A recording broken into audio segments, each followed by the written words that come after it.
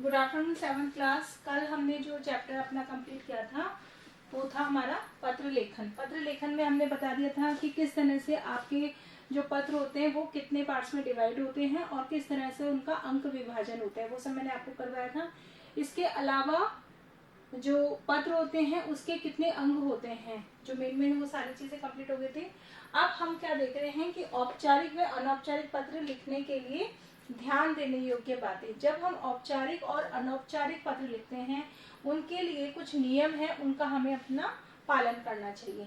अब उन नियम में क्या है हमारा, पत्र लिखने के समय लिखने वाले का पत्र प्राप्त करने के लिए हमें एड्रेस का विशेष ध्यान देना चाहिए कि अगर हम अपना एड्रेस नहीं लिखेंगे तो सामने वाला हमको रिप्लाई किस तरह से कर सकता है। तो इसलिए तो विशेष रूप से उसका नाम, पता और दिनांक जो लिखेंगे वो ध्यान से लिखेंगे। दूसरा है, पत्र का विषय स्पष्ट होना चाहिए। आवश्यक बातों को पत्र में नहीं, अनावश्यक बातों को पत्र में नहीं लिखना चाहिए। यानी कि जब हम कोई लेटर किसी को लिखते हैं, चाहे वो औपचारिक हो या अनौपचारिक, दोनों पत्रों में हमें विशेष रूप से ध्यान रखना है कि जो हम स्पष्टीकरण चाहते हैं, जो हम सब्जेक्ट उसको दे रहे हैं या कहना चाहते हैं, तो वो हमारा साफ साफ स्पष्ट होना चाहिए। ऐसा नहीं कि आप जो लिख रहे हो उसमें कंफ्यूजन, आप भी खुद भी कंफ्यूज हो और सामने वाला पत्र पढ़ करके भी कंफ्यूज हो। जैसे कि आपको किसी को इनविटेशन देते हैं, इनविटेशन देना है तो आप इनविटेशन आप ये देखेंगे, अगर आपको किसी फंक्शन में बुलाना है उसके बीच में जो टाइम ड्यूरेशन है वो थोड़ा सा ध्यान रखेंगे। या आप किसी को शिकायती पत्र लिख रहे हैं तो शिकायत कर रहे हैं, कौन से एरिया से शिकायत कर रहे हैं, आप किसको शिकायत कर रहे हैं। मान लीजिए कोई काम नगर निगम का है तो आप उसको स्वास्थ्य अधिकारी के पास में या थाना अध्यक्ष को नहीं भेज सकते। अगर गलत जगह आपने पत्र भेजा तो आपकी समस्या का समाधान नहीं हो पाएगा, वो गलत माना जाएगा। नेक्स्ट है हमारा, पत्र लिखते समय क्रमबद्धता का विशेष ध्यान देना चाहिए। ये चीज मैंने आपको कल बता दी थी कि इसमें क्रमबद्धता होगी, स्टेप बाय स्टेप होना चाहिए कि इसके बाद में क्या आएगा। कल बताया था लेकिन टाइम ओवर हो गया था हमारा। इस स्टेप के बाद में कौन सा स्टेप आएगा वो चीजें को ध्यान देना चाहिए। हमें सारी इंफॉर्मेशन देते वक्त इन चीजों का ध्यान रखना है। नेक्स्ट है, पत्र की भाषा हमारी स्पष्ट होनी चाहिए, सरल होनी चाहिए। उसको घुमा फिरा के बात को नहीं लिखना होता है लेटर में। पत्र अधूरा नहीं होना चाहिए। पत्र का इस प्रकार से समाप्त किया जाना चाहिए कि पत्र का संदेश स्पष्ट हो सके, कोई भी बात को घुमा फिरा के ना करके बल्कि स्पष्टीकरण होना चाहिए। ये दोनों चीजें, ये सारी बातें दोनों ही प्रकार के लेटर्स में ध्यान रखनी चाहिए। अब आता है हमारा औपचारिक पत्र। देखिए, अब औपचारिक पत्र जो कितनी तरीके से होते हैं। औपचारिक पत्र में हमारा फर्स्ट नंबर पर आता है हमारा आवेदन।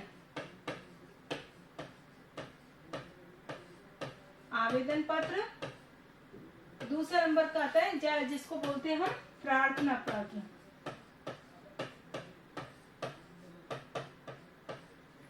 सेकंड नंबर पर हमारा आ गया कार्यालय।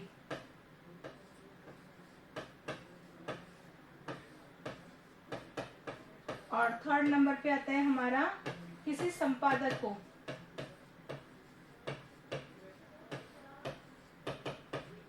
और फोर्थ नंबर पर आता है शिकायती।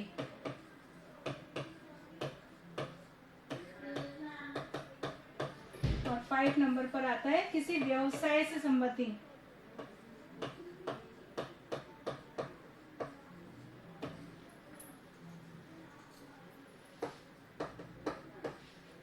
समझ में आ गया? ये सारे पत्र कौन से कहलाएंगे हमारे? औपचारिक पत्र। औपचारिक। ये लिखना नहीं है, केवल समझना ही है आपको। औपचारिक पत्र यानी आवेदन भरने के लिए, किसी को आप अगर जॉब के लिए करते हैं या किसी चीज के लिए रिक्वायर है तो प्रार्थना पत्र। कार्यालय यानी जिस कार्यालय में आप काम कर रहे हो उसमें ही आपको किसी कारण से पत्र लिखना पड़े, छुट्टी के लिए लिखना पड़े या किसी विशेष अनुरोध के लिए लिखना पड़े। संपादकीय पत्र, किसी संपादक महोदय को पत्र लिख रहे हैं। शिकायत लिख रहे हैं तो आपकी शिकायत किस तरह की है। अब शिकायती पत्र में आपको देखना है कि वो नगर निगम में करनी है, बिजली विभाग में करनी है या हमको थाना अध्यक्ष को करनी है, उन सब चीजों का ध्यान रखना है। फिर है व्यवसायिक पत्र। व्यवसायिक पत्र के अंतर्गत आता है कि हम जिस व्यवसाय हैं, मान लीजिए आप कपड़ा उद्योग में हैं, आपको माल मंगवाना है, उस माल की इतनी परमिशन लेनी है, इतना माल आपका मान लीजिए खराब हो गया, उसको हटवाना है, तो वो सारी चीजें हमारा व्यवसाय पत्र के अंतर्गत आती है। क्लियर हो गया? ये तो हमारा हो गया था औपचारिक पत्र में। अब देखिए, अब इसमें अगली चीज क्या होती है कि यहाँ पे ये जो पत्र लिखे जाते हैं वो क्या, या तो हम लिखते हैं प्रधानाचार्य, प्रधानाचार्य को ये लिखते हैं, या लिखेंगे हम किसको लिखेंगे, संबंधित अधिकारी को, क्योंकि हम लोग नहीं जानते। आप स्कूल में तो आप जानते हैं कि आपके प्रिंसिपल कौन है, आपका प्रधानाध्यापक है, लेकिन बाकी लोगों के जो अधिकारी हैं उनको नहीं जानते, तो इसीलिए आप केवल उससे संबंधित जो आपको टॉपिक दिया जाएगा उससे संबंधित अधिकारी को पत्र लिखेंगे। तो आप केवल ये उसके लिए अधिकारी शब्द यूज कर सकते हैं। संपादकीय में संपादक को पत्र लिख सकते हैं, और शिकायती पत्र में भी संबंधित अधिकारी को, व्यवसाय में भी, व्यवसाय में जैसे मान लीजिए कपड़ा विक्रेता है, पुस्तक विक्रेता,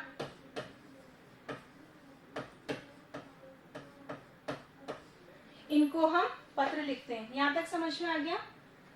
यस मैम। अब इसमें तीसरी चीज है, हमने पढ़ा था उस भाग में संबोधन, संबोधन पढ़ा था ना, कि अगर हम इस अनजान व्यक्तियों को पत्र लिखते हैं कि संबोधित कैसे करेंगे, तो हम संबोधित करने के लिए या तो मान्यवर या महोदय इन शब्दों का प्रयोग करते हैं, क्योंकि इनको हम जानते नहीं हैं। इनमें से हम किसी को भी पत्र लिखेंगे, या तो हम लिखेंगे मान्यवर या लिखेंगे महोदय।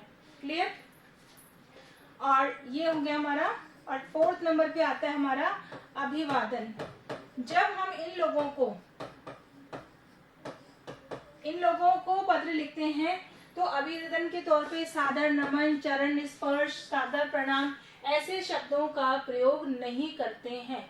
क्लियर हो गया? जब इन लोगों को हम पत्र लिखते हैं तो उसमें अभिवादन नहीं किया जाता, लेकिन वही पत्र अगर औपचारिक अनौपचारिक में लिखते हैं तो अभिवादन शब्दों का प्रयोग किया जाता है। आ गया समझ में यहाँ तक? और लास्ट में हमारा जो 5वां है अभिनिवेदन। अभिनिवेदन का मतलब हो गया कि लास्ट में जो आप निवेदन करने वाला, तो आप इन लोगों के लिए किस शब्दों का प्रयोग करोगे, भवदीय या प्रार्थी शब्दों का प्रयोग करेंगे। क्लियर हो गया? क्योंकि लास्ट में मान लीजिए आप प्रिंसिपल को या प्रधानाचार्य को जैसे पत्र लिखते हो तो ये आप नीचे लिखते हो आपका आज्ञाकारी शिष्य या आपकी आज्ञाकारी शिष्या, ये लिखते हो ना।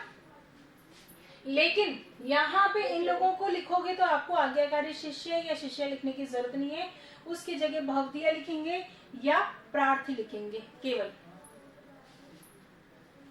यहाँ ये औपचारिक पत्र के सारे नियम समझ में आ गए? Yes ma'am. नेक्स्ट चलूं या कुछ पूछना चाहते हो?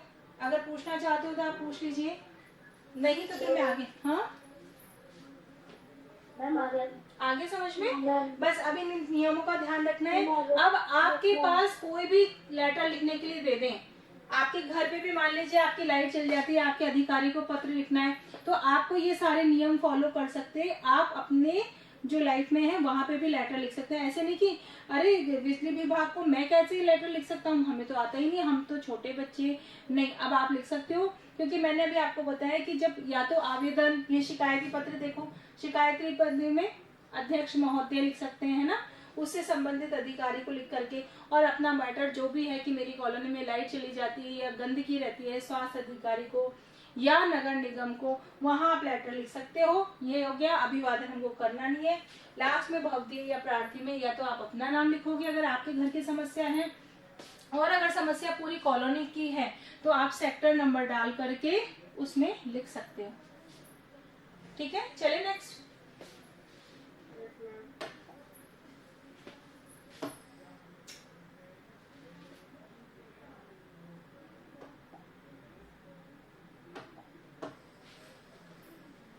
देखिए, जब हम लेटर लिखते हैं, आपको मैंने क्लास में भी समझाया था कि लेटर लिखते वक्त हमें जो लेटर है एक ही डायरेक्शन में लिखना होगा, मतलब एक के बाद एक। याद है क्या? जैसे सबसे पहले हम आपके एग्जाम में आता है तो आप किसी औपचारिक को पत्र लिख रहे हैं। प्रश्न है आपका कि अपने प्रधानाचार्य महोदय को विद्यालय शुल्क माफ कराने हेतु के संबंध में या छुट्टी के संबंध में आपको पत्र लिखना है। किसको लिखना है? हमारे प्रधानाचार्य को। तो प्रधानाचार्य को लिखने के लिए आप यहाँ पर कुछ भी ना लिख करके केवल क्या लिखोगे? परीक्षा भवन, और यहाँ पर कहाँ रहते हैं हम? जयपुर में। जयपुर लिख दिया, ठीक है। इसी के नीचे लिख देंगे। फिर यहाँ पर आपका आ जाएगा सेवा में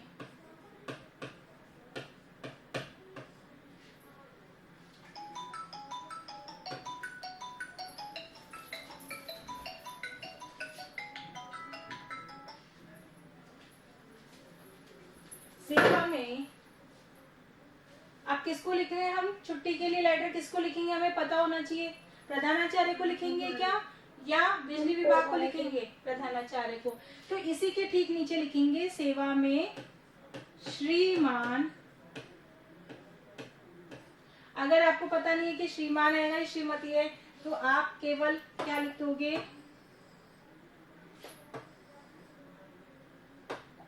यहाँ लिखोगे प्रधानाचार्य जी, क्योंकि आपको ये पता नहीं है कि श्रीमान है या श्रीमती। अगर ये चीज का पता है तो प्रधानाध्यापक या प्रधानाध्यापिका, ठीक है। इस तरह से लिखेंगे। फिर आगे लिखेंगे आपका VSI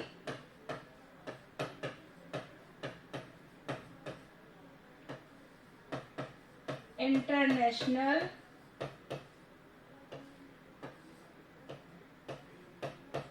स्कूल। अब देखिए ये सारी चीजें ना हमारी एक ही इसमें आ रही है। ऐसा नहीं कि एक यहाँ लिख दिया फिर जगह छोड़ के लिख दी या लाइन छोड़ के लिख दी, कुछ भी नहीं करना, सिर्फ एक के बाद एक लिखते हैं। फिर आप किस विषय पर लिख रहे हो? VSI जयपुर। प्रतापनगर भी लिख सकते हो, नहीं तो केवल आप जयपुर भी लिख सकते हो। अब यहाँ पे हम लिखेंगे विषय। अब विषय का भी सुन लीजिए। विषय भी केवल, विषय के बाद में आपका ये निर्देशक चिन्ह आ गया। विषय भी आपका केवल औपचारिक पत्र में ही लिखा जाता है। अनौपचारिक पत्र में हमको विषय लिखना नहीं होता है। यहाँ पर क्या लिखेंगे हम? हाँ, तो फीस मार्क, फीस शब्द क्या हो जाता है हमारा? इंग्लिश वर्ड है। तो क्या लिखेंगे हिंदी में? विद्यालय शुल्क माफ करवाने हेतु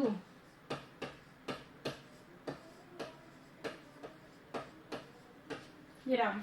आगे समझ में बात?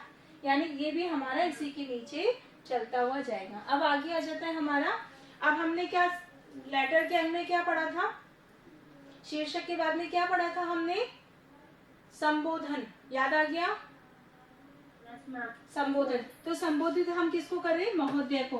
तो यहाँ पर महोदय या मान्यवर शब्द का प्रयोग करेंगे। यहाँ पर आपका अल्प विराम आ जाएगा महोदय के बाद में। यहाँ पे महोदय के बाद जब हम आगे का लिखेंगे तो वो भी इसी के नीचे से सविनय निवेदन है कि,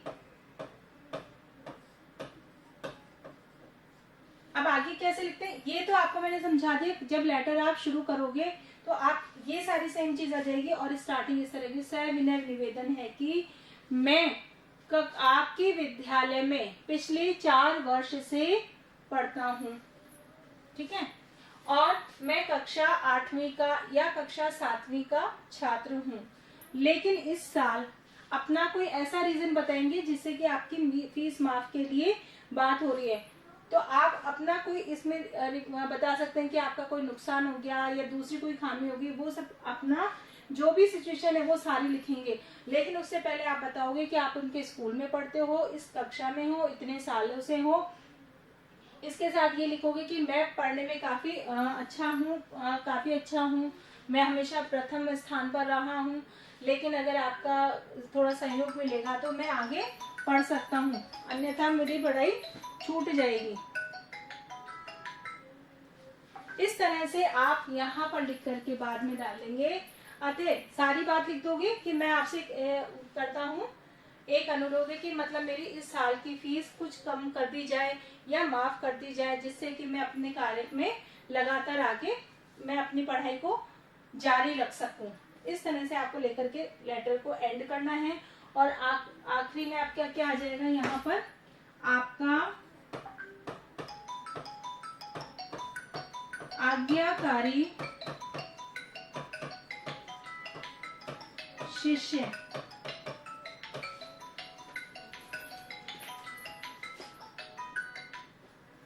आपका आज्ञाकारी शिष्य। और यहाँ पर आप अपना नाम लिखने की जगह अपना अनुक्रमांक लिख सकते हैं।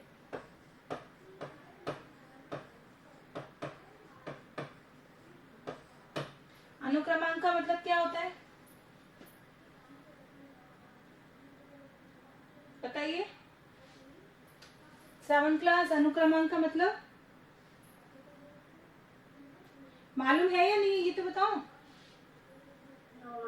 अनुक्रमांक का मतलब होता है रोल नंबर। आपका जो एग्जाम में रोल नंबर होगा, आपको वहां पे नाम नहीं लिखना पड़ता, उसकी जगह आप अपना अनुक्रमांक यानी रोल नंबर लिख सकते हो। आगे यहाँ तक समझ में? अब औपचारिक पत्र को लेकर किसी भी तरह की कोई आपके क्वेरी है तो पूछ लीजिए। और आप अनौपचारिक पे चले। टाइम का थोड़ा ध्यान रखना, मुझे बता देना प्लीज। ठीक है, अब आ जाता है हमारा अनौपचारिक पत्र। अनौपचारिक पत्र हम अपने सगे संबंधी, रिश्तेदार, अपने दोस्तों को लिखते हैं। ये चीज हमने उस समय पढ़ ली थी, ठीक है ना। उसमें आपके जो व्यक्तिगत संबंधित हैं, उनमें सुख दुख, आपका शोक, आपकी खुशी, आपकी शुभकामनाएं, ये सारी चीजें हम देते हैं अपने परिवार वालों को, अपने मित्रों को, अपने सगे संबंधियों को। तो उन पत्रों को हम अनौपचारिक पत्र कहते हैं, जहां पर हमको फॉर्मेलिटीज नहीं करनी पड़ती। यहाँ पर पत्र लिखने के लिए क्या चीजें ध्यान सकती हैं? अब देखिए, यहाँ पर पत्र पाने के साथ उनका संबंध क्या है, किस किस को लिख सकते हैं हम? भाई बहन, माता पिता, सारी चीजें समझा रही हूँ जिससे पत्र कोई भी आ जाए आप उसको आसानी से कर सकते हैं। माता पिता को लिख सकते हैं, बहन भाई, आपके दादाजी, दादी जी, चाचा, मामा, किसी को भी लिख सकते हैं। तो इन सबको पत्र लिखा जाता है, किस में लिखा जाता है? अनौपचारिक में। अनौपचारिक।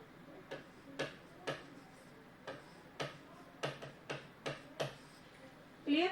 अब देखिए इसमें क्या करना है, संबोधन। हमको एक शब्द सीखना था, संबोधन। अब क्या है संबोधन? वहां पे संबोधन में क्या लिखना पड़ता था?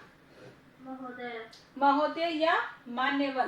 लेकिन यहाँ पर जब हमारे रिलेटिव्स को, बड़ों को लिख रहे हैं, तो संबोधन में हम क्या लिखेंगे? पूजनीय। पूजनीय किसको लिखेंगे, बड़ों को या छोटों को? बड़ों को। पूजनीय। और इसके अलावा और एक शब्द क्या आ सकता है? आदरणीय।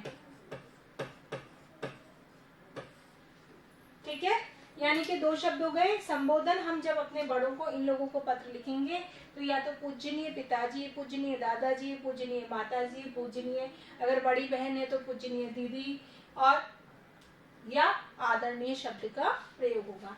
यहाँ तक आ गया समझ में? अब अभिवादन में क्या करेंगे? यहाँ पर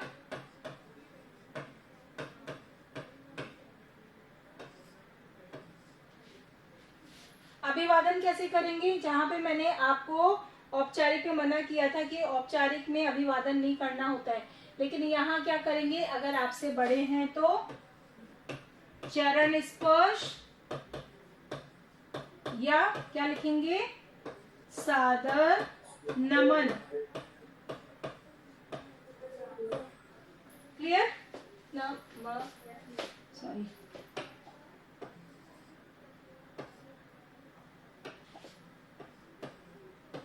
क्लियर?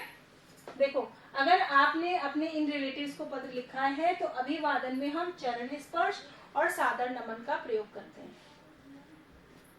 अब आगे देखिए, अब जब लेटर को हम पूरा आपने लेटर लिख दिया, लेटर लिखने के बाद में जब आप लास्ट उसका करते हैं तो उसमें क्या शब्द करते हैं, निवेदन में क्या शब्द करोगे, निवेदन मतलब लास्ट में क्या करोगे, या तो करोगे आप आज्ञाकारी, क्योंकि हम बड़ों की आज्ञा करते हैं, पिता की भी, दादा की भी, दादा की भी, माता की भी, आज्ञाकारी, और या फिर करेंगे हम स्नेहशील।